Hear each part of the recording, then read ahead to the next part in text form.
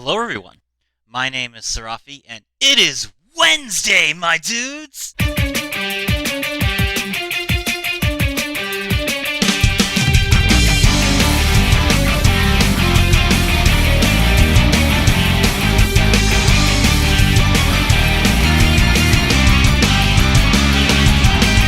Welcome to Wildcard Wednesdays, episode 9, Simorgh.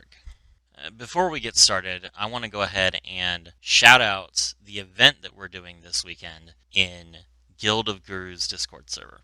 As some of you might know, I'm the speedrun guru for this site, and we are going to be doing a watch-along of Yu-Gi-Oh! 7's, the English dub, in preparation for the release of the 7's World in Duel Links later this month. It's going to be a lot of fun. Me and the Gravekeeper Guru are going to be streaming it. You guys are all welcome to join. It's starting this Saturday, September 9th at 11 a.m. So check it out. We'll be having fun picking up the best episodes. I'm very familiar with the series, so I'll pick all the best episodes you guys can watch along. We'll be talking crap. We'll be enjoying, having fun. Join us. All right. So this is a special episode. This is to celebrate one of the users on Guild of Gurus, Queen of Burbs, finally reaching King of Games with Simorgh after trying so hard. It's an excellent deck. I really like it. It is 24 cards, which is not something I typically endorse in Duel Links, but it's her deck, and the point of it is to spotlight it. So, what have we got here? Simorgh is a list of wind-winged beast monsters that involve tribute summoning high-level monsters. So you have the boss monsters, which focus on benefiting from your opponent having no spell and trap cards, and then the low-level monsters, which have the ability to special summon themselves from your graveyard if your opponent controls no spells and traps. The boss monster for the deck is Simorgh of Darkness, which, if you tribute summon a dark or wind monster, you can special summon this card from your graveyard or your hand. And then, when a spell or trap card effect is activated, you contribute a wind-wing base monster to negate the activation and destroy it once per turn. So, getting a second high-level monster out at the same time for one tribute summon is very good, especially if you can special summon it from the graveyard. And this does set up some really cool rank 8 plays. The only rank 8 monster that she was using was Dingirsu, Orchestra of the Evening Star, but that makes sense. It's a pretty solid turn 1 play. And if you're going second or you're going on turn 2 or something, you probably just would rather have the 2 level 8s to beat your opponent down with. We have Simorgh Burn of Beginning, which is the ultra rare starter card.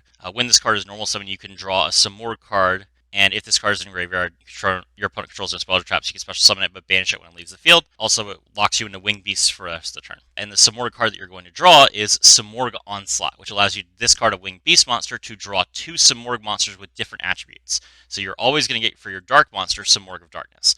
And for your Wind monster, if you don't have a level 8, you're going to get a card like Simorgh Bird of Ancestry or Simorgh Bird of Divinity, so that you can tribute summon. While if you do have one of these cards already, you'll probably get something like Simorgh Bird of Beginning, so that you can get an additional normal summon or special summon by discarding this card or using some other effect to try and get it in the graveyard so you can use the effect to then get 2 monsters out at the same time, tribute your level 8 to get out your Simorgh at the same time, and overwhelm your opponent that way.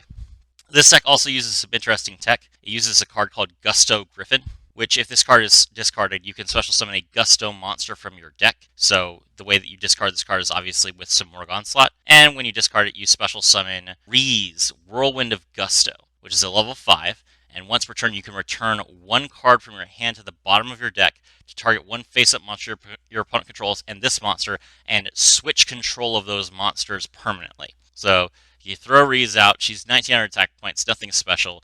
Return 1 card from your hand to the bottom of your deck, and then you do a creature swap. Really cool effect, actually, especially since it's free. That's a really great way to start your turn. So the Bird of Beginning into Onslaught, discard Gusto Griffin to get Simorgh and steal one of your opponent's monsters is a pretty solid opener. And then we're also running at 2 crackdowns, which we can use to steal Galatea and go into Dingirsu. So as far as the extra deck, nothing too special here.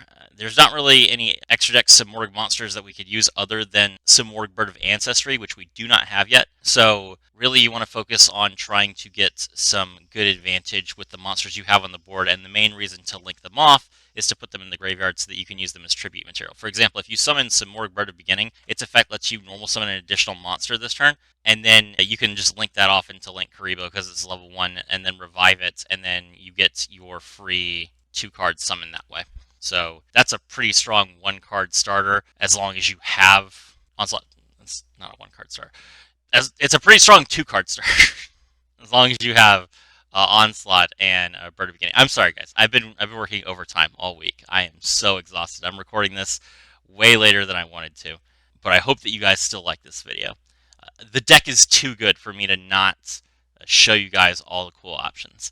You might think, Allure of Darkness. That is not a card I ever expected to see in a Wild Card Wednesdays video. And that is true because Simorgh Bird of Darkness is technically a dark monster. It does treat itself as wind and dark while it is on the field, but it's dark in the hand. So since you can draw one of these guaranteed with Onslaught, you will usually have more than one copy of it, and Allure is just a great card to get yourself some extra value. You don't need more than one copy of Simorgh of Darkness ever. So getting rid of the second one to draw 2 is pretty good.